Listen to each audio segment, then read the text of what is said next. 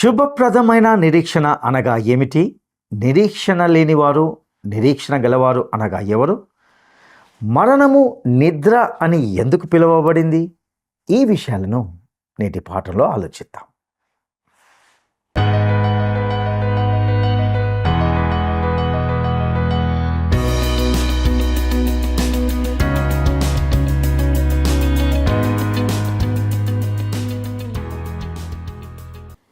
ప్రియమైన మిత్రులారా, ప్రేమధార కార్యక్రమానికి మీకు స్వాగతం. శాశ్వతమైన దేవుని కృపలో మీరు క్షేమంగా మరియు భద్రంగా ఉన్నారని మేము విశ్వసిస్తున్నాం. ఈ కార్యక్రమం నుండి మీరు ఏమి నేర్చుకున్నారో దానిని మీరు మీ జీవితంలో కూడా అన్వయించుకుంటున్నారని ఆశిస్తున్నాం.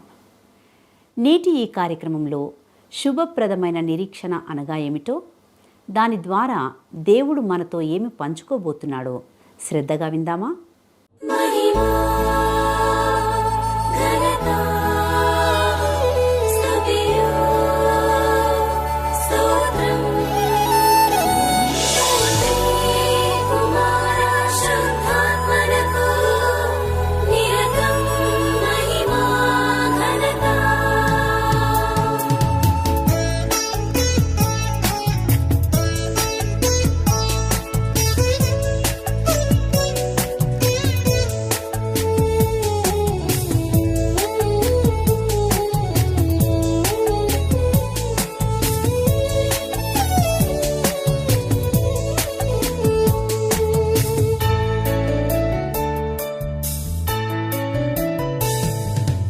ఆరాధనకు యోగ్యుడా, నిత్యము స్తుతించెదను. నీ మేలులను మరువకనే ఎల్లప్పుడు స్తుతి పాడెదను. ఆరాధనకు యోగ్యుడా, నిత్యము స్తుతించెదను. నీ మేలులను మరువకనే ఎల్లప్పుడు స్తుతి పాడెదను.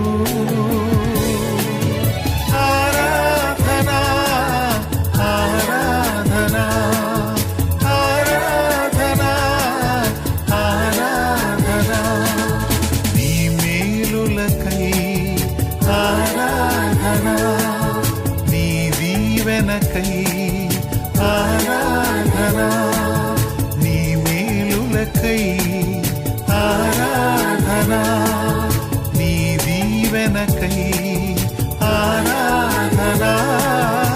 ఆరాధనా ఆరాధనా ఆరాధనా ఆరాధనా.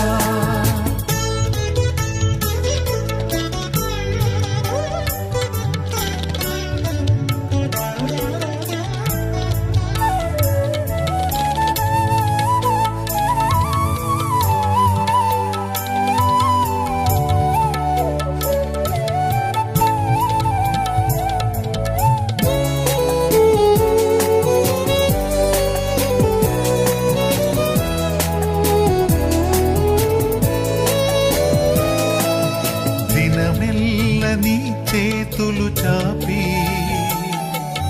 కౌగిలిలో కాపాడుచుంటివే.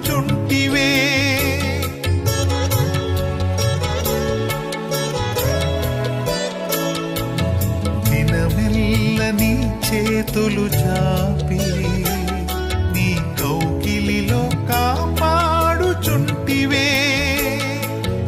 నీ ప్రేమ, నీ జాలి, నీ కరుణకై నా పూర్ణ హృదయముతో సన్నుతింతును.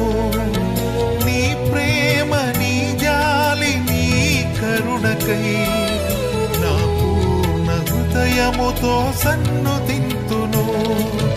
ఆరాధనా ఆరాధనా ఆరాధనా ఆరాధనా, నీ ప్రేమకై ఆరాధనా, నీ జాలికై ఆరాధనా, నీ ప్రేమకై ఆరాధనా.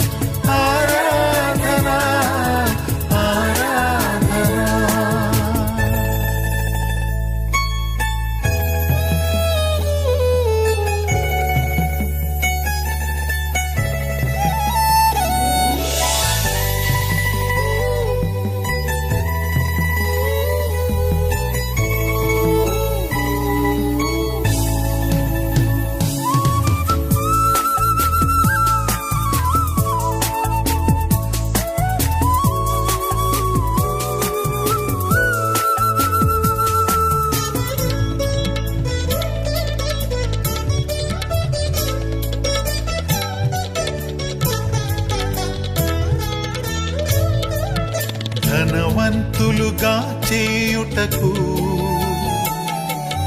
దారిద్ర్యతను అనుభవించినావు.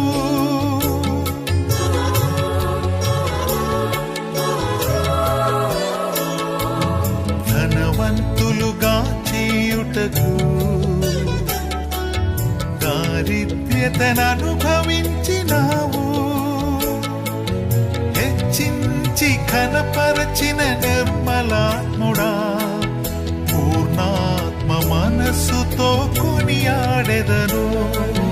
హెచ్చించి ఘనపరచిన నిర్మలాత్ముడా, పూర్ణాత్మ మనస్సుతో కొనియాడెదను. ఆరాధనా ఆరాధనా ఆరాధనా ఆరాధనా నీ కృప కొరకై ఆరాధనా, ఈ స్థితి కొరకై ఆరాధనా, నీ కృప కొరకై ఆరాధనా, ఈ స్థితి కొరకై ఆరాధనా ఆరాధనా ఆరాధనా ఆరాధనా ఆరాధనా ఆరాధనకు యోగ్యుడా, నిత్యము స్తుతించెదను. క్రీస్తునందు ప్రియమైన ప్రేమధార టీవీ వీక్షకులందరికీ మన ప్రభువును రక్షకుడైన యేసు క్రీస్తు ప్రశస్తమైన నామంలో శుభములు తెలియజేస్తున్నాం. నేటి మన ధ్యాన భాగంగా తెసలోనికైలకు రాసిన మొదటి పత్రిక 4వ అధ్యాయము 13వ వచనాన్ని ప్రత్యేకంగా ధ్యానించుకోబోతున్నాం. ఈ భాగము అనగా 13వ వచనం నుండి ప్రభు యొక్క రెండవ రాకడ అనేది ఆదరణతో కూడిన నిరీక్షణ భాగంగా మనము చూస్తాం. ఈ వాక్య భాగంలోని ప్రవచనం ఎంతో ప్రాముఖ్యమైనదిగా గ్రహించాలి. ప్రభు తన సంఘం కోసము త్వరలో రాబోతున్నాడని, ఆయన త్వరలో అంటే అకస్మాత్తుగా వస్తాడని ఈ భాగము మనకు బోధిస్తున్నది. వాస్తవానికి ఆయన ఇదిగో ఇప్పుడే వస్తాడని కానీ, మీ జీవిత కాలంలోనే వస్తాడని కానీ పౌలు చెప్పడం లేదు. కానీ ఆయన అకస్మాత్తుగా ఏ నిమిషంలోనైనా ఆయన వస్తాడు. ఆయన రాకడ ఎంతో సమీపమై ఉన్నదని ఈ మాటలోని భావమై ఉన్నది. దేవుని ప్రణాళికలో ఇది జరగబోయే సంఘటన. ఆయన కార్యక్రమాల్లో ఎంతో ప్రాముఖ్యమైన సంఘటనగా ఉంటుంది. దానికోసం ప్రతి ఒక్కరూ ప్రతి నిమిషము సిద్ధంగా ఉండాలి, కనిపెట్టుకొని ఉండాలి. క్రీస్తు తన సంఘం కోసం వస్తాడు, తప్పకుండా వస్తాడు. అయితే క్రీస్తు ఫలాని రోజు ఇన్ని గంటలకు వస్తాడని పౌలు చెప్పడం లేదు. కానీ రెండవ రాకడ నిత్య ప్రణాళికలో జరగబోయే గొప్ప సంఘటనగా పౌలు దృఢంగా నమ్మాడు. 15వ వచనంలో ప్రభు రాకడ వరకు సజీవులమై నిలిచి ఉండే మనము అని పౌలు ఇక్కడ అంటున్నాడు. అంటే ఒకవేళ పౌలు గనుక తాను జీవించిన కాలంలోనే యేసు రావచ్చు అని నమ్మాడు. కానీ క్రీస్తు ఖచ్చితంగా తాను జీవించిన కాలంలోనే వస్తాడని చెప్పడం లేదు. ఆయన ఎప్పుడైనా రావచ్చు. ఈ వైఖరి చేతనే పౌలు తీతుకు వ్రాస్తూ ఇలా అన్నాడు. తీతుకు రాసిన పత్రిక 2వ అధ్యాయము 13వ వచనం, మహాదేవుడును రక్షకుడునైన యేసు క్రీస్తు మహిమ యొక్క ప్రత్యక్షత కొరకు ఎదురు చూస్తున్నాం. అది శుభప్రదమైన నిరీక్షణ. పౌలు వ్రాసిన పత్రికల్లో తెసలోనిక పత్రిక మొదటిది. యేసు అకస్మాత్తుగా వస్తాడని చెబుతున్నాడు. తాను వృద్ధుడై తన చివరి గడియల్లో ఈ మాటలు అనడం లేదు. పౌలు తన అభిప్రాయాన్ని మార్చుకోలేదు. ఫిలిప్పీలకు రాసిన పత్రిక వ్రాస్తున్నప్పుడు అప్పటికే ఆయన వయోవృద్ధుడు, రోమాలో చెరసాల్లో ఖైదీగా ఉన్నాడు. ఫిలిప్పీ పత్రిక 3వ అధ్యాయము 20వ వచనంలో ఇలా అన్నాడు, మన పౌరస్థితి పరలోకమందున్నది, అక్కడ నుండి ప్రభువైన యేసు క్రీస్తు అనే రక్షకుని నిమిత్తము కనిపెట్టుకొని ఉన్నాము. పౌలు తన జీవితంలోని చివరి గడియల్లో ఇంకా ప్రభు రాకడ కొరకే కనిపెట్టుకొని ఉన్నాడు. మరొక మాటలో చెప్పాలంటే క్రీస్తు రాకడ అతి సమీపంగా ఉన్నది. క్రీస్తు రాకడ అకస్మాత్తుగా జరుగుతుంది. ఏ దినమో ఏ గడియో తెలియదు. అయితే మనం ఎత్తబడతాం. క్రీస్తు తన సంఘం కోసం వస్తాడు. మధ్యాకాశంలో మనము ప్రభువుని కలుసుకుంటాం. ఈ వాక్య భాగమును పౌలు సంఘము ఎత్తబడడం అని పేర్కొన్నాడు. సంఘము ఎత్తబడుట అనే మాట బైబిల్లో ఎక్కడా లేదు. కాబట్టి సంఘం ఎత్తబడదు అనే వారికి మొదటి తెసలోనిక పత్రిక 4వ అధ్యాయము 17వ వచనమే చక్కటి జవాబిస్తుంది.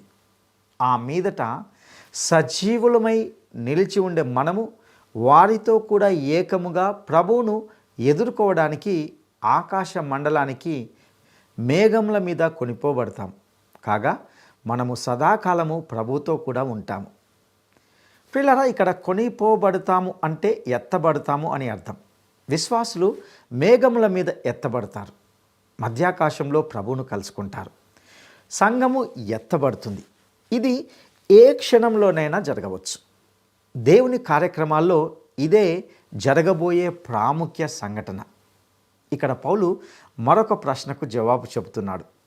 సంఘము ఎత్తబడక ముందే చనిపోయిన విశ్వాసుల మాట ఏమిటి? ఇదే ప్రశ్నను తెసలోనిక విశ్వాసులు అడుగుతున్నారు.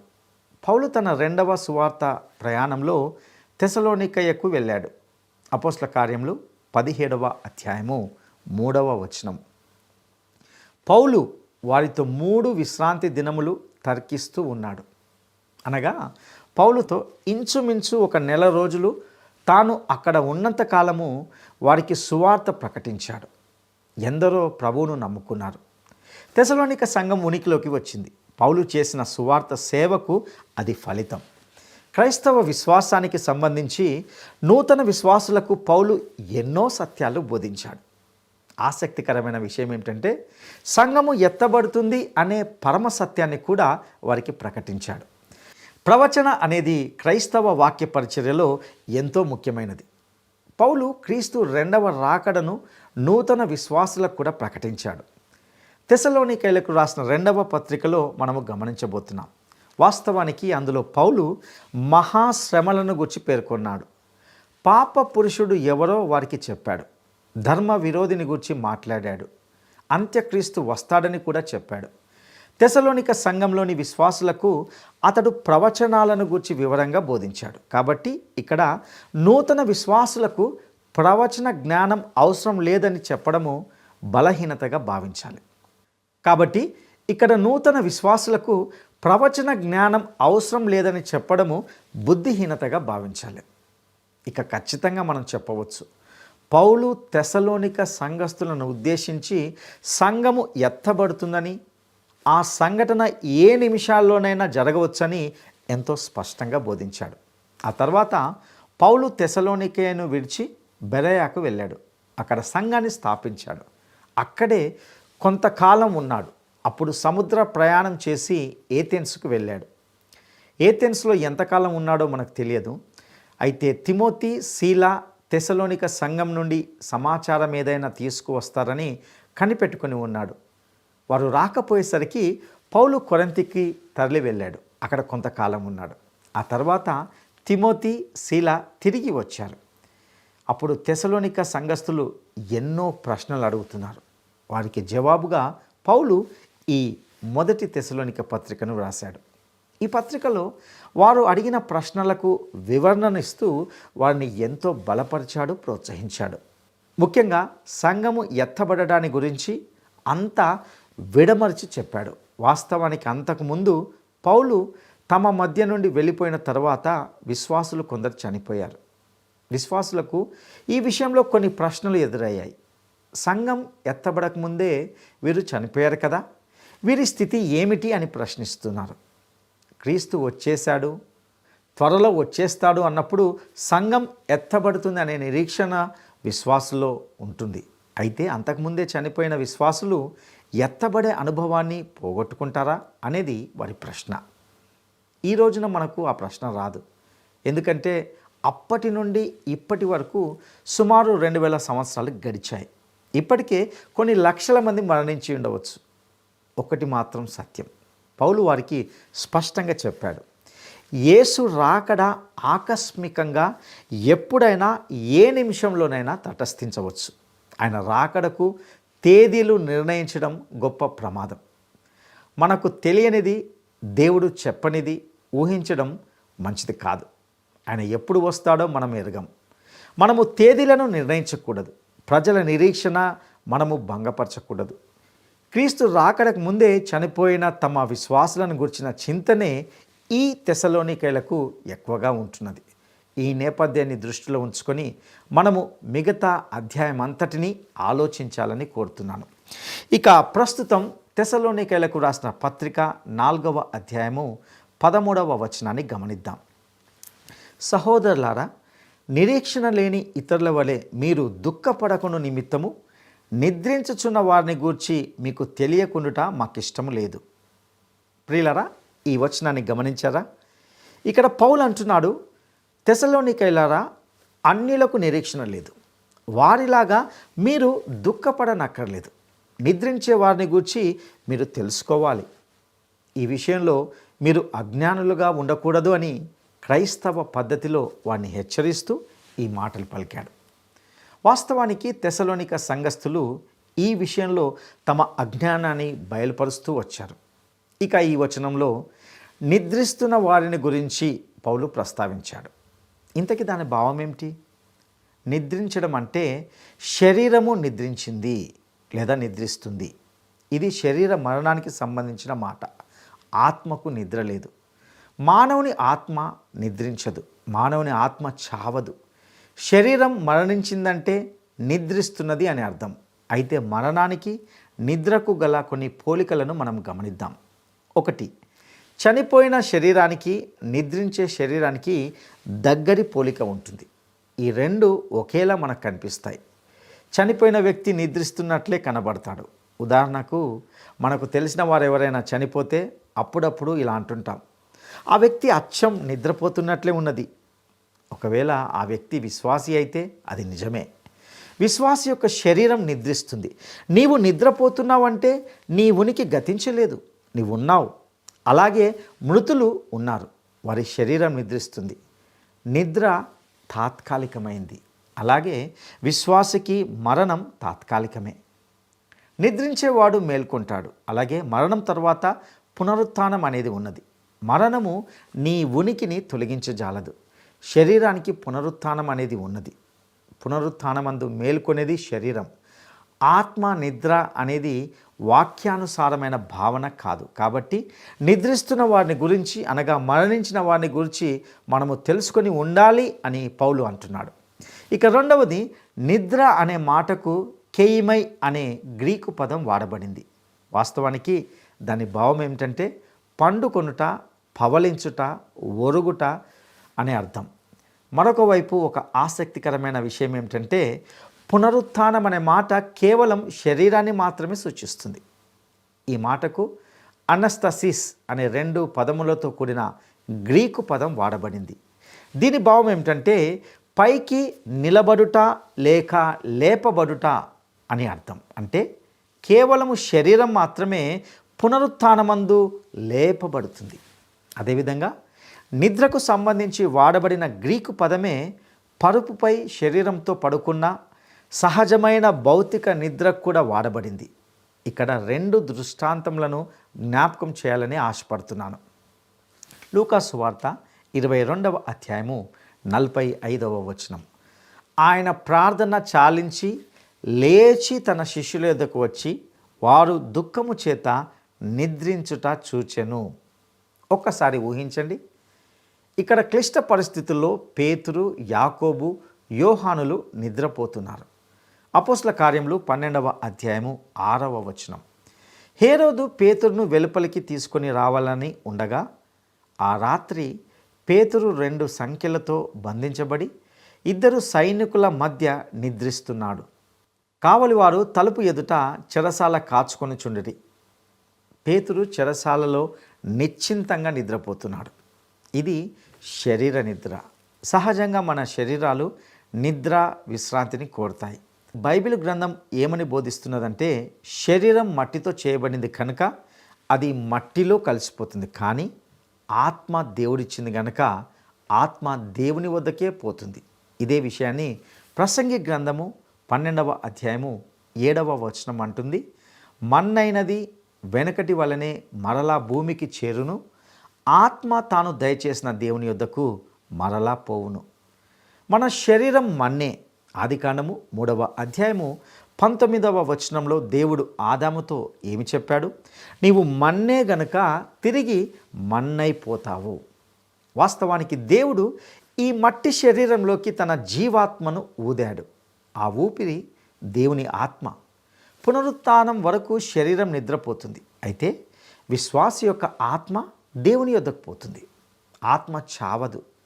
లేపబడేది ఆత్మ కాదు, శరీరమే. పునరుత్థానమందు లేచి నిలువబడుతుంది. అపోస్తలుడైన పౌలు ఈ విషయాన్నే 2వ కొరింథీ పత్రిక 5వ అధ్యాయము 8వ వచనంలో ఇలాగ చెప్పాడు. ఈ దేహమును విడిచిపెట్టి ప్రభువునొద్ద నివసించడానికి ఇష్టపడుతున్నాము. మరణ సమయంలో శిథిలమైన ఈ గుడారాన్ని అవతల పెట్టేస్తాం. 2వ కొరింథీ పత్రిక 5వ అధ్యాయము 1వ వచనం.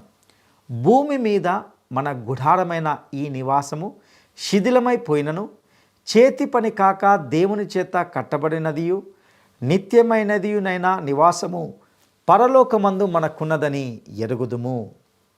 ఈ శరీరము ఒక గుడారము. గ్రీకు భాషలో గుడారంను స్కేనోస్ అని పిలుస్తాం. ప్రతి ఒక్క మనిషి భౌతికంగా ఎంత ఖరీదైన ఇంటిలో నివసిస్తున్నప్పటికీ, అయితే వాస్తవానికి నీవు నేను శరీరం అనే ఈ గుడారంలోనే నివసించడం తప్పదు. ఈ గుడారానికి విలువ లేదు. ఈ భౌతిక కాయం ఖరీదు ఎంత? అది ఎందుకు పనికిరాదు? ఇవి బలహీనమైన గుడారాలు. 2వ కొరింథీ పత్రిక 5వ అధ్యాయము 2-3 వచనాలు చదువుకుందాం.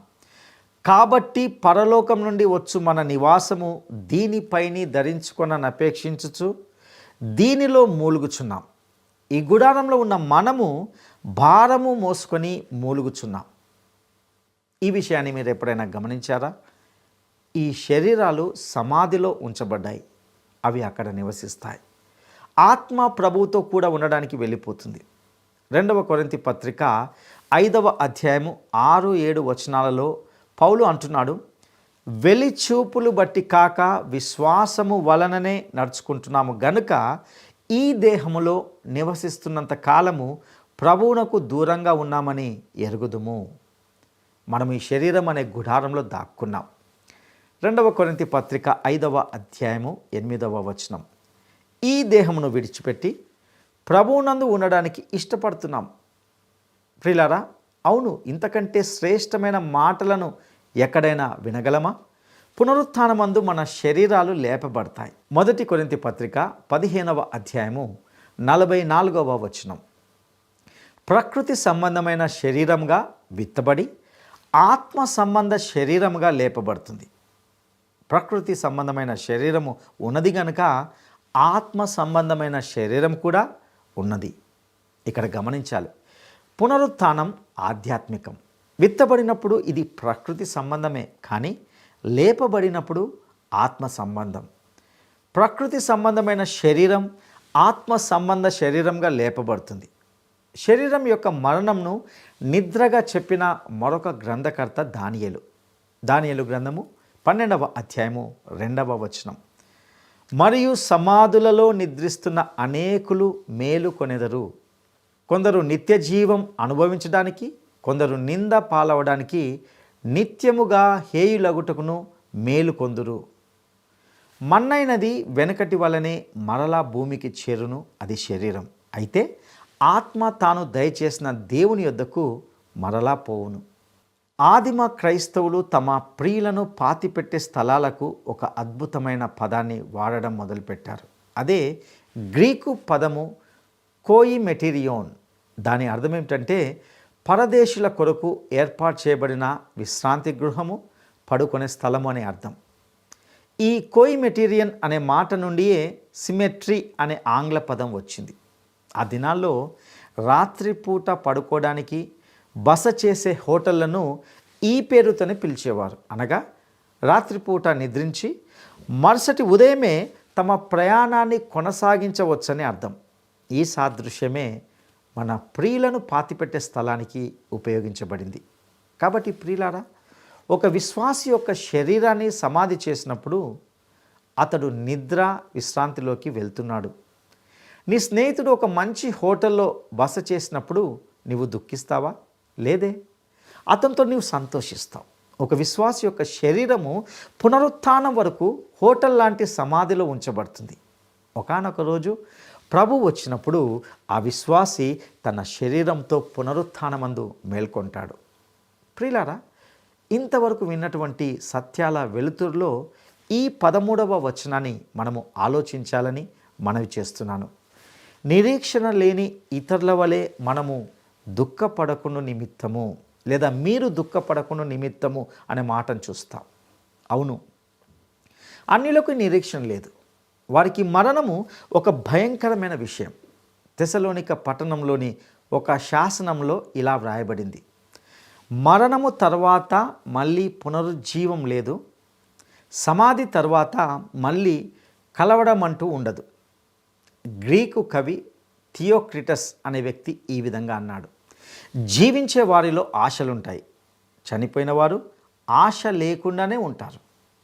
ప్రియులారా, విశ్వాసులు అనగా క్రీస్తు యేసునందు విశ్వాసముంచి రక్షించబడిన వ్యక్తులుగా మనము అన్యుల వలె ఏడవకూడదు. నిరీక్షణ గలవారు సంతాప పడవచ్చు, కానీ ఏడుపులు పెడబొబ్బలు పెట్టకూడదు. మనము మన ప్రియులు మరణిస్తే దుఃఖిస్తాం, కానీ ఒక నిరీక్షణ అంటూ మనకున్నది. యేసు మృతి పొంది తిరిగి లేచాడని మనం నమ్ముతాం. అట్టి నిరీక్షణతో మనము ఈ లోకంలో జీవించడానికి ప్రభు మనకు సహాయం చేయనుగాక. దైవాశీస్సులు.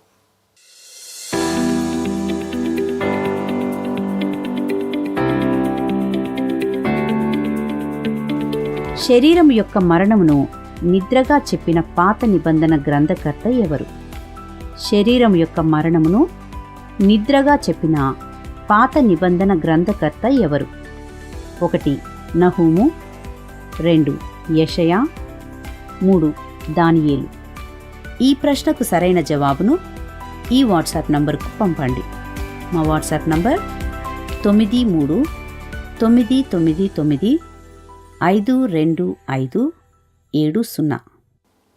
ఈరోజు బైబిల్ అధ్యయన కార్యక్రమం మీకు ఆశీర్వాదకరంగా ఉందని మరియు మీరు దాన్ని ఆస్వాదించారని ఆశిస్తున్నాం. మీకు ఏవైనా ప్రశ్నలు కానీ, లేదా సందేహాలు కానీ, లేదా ప్రార్థనా మనవులు కానీ ఉంటే క్రింద ఇవ్వబడిన ఫోన్ నంబర్కు కాల్ చేయడానికి ఏమాత్రం సంకోచించకండి. మీ అభిప్రాయాన్ని మేము విలువైనదిగా భావిస్తున్నాం. మీ ఫోన్ కాల్ కోసం మేము వేచి ఉంటాం. దేవుడు మిమ్మల్ని దీవించునుగాక. ఆమేన్. ఈ కార్యక్రమం మీకు నచ్చిందా? అయితే వెంటనే మిస్డ్ కాల్ ఇవ్వండి. బహుమతి పొందే విజేత మీరే కావచ్చు.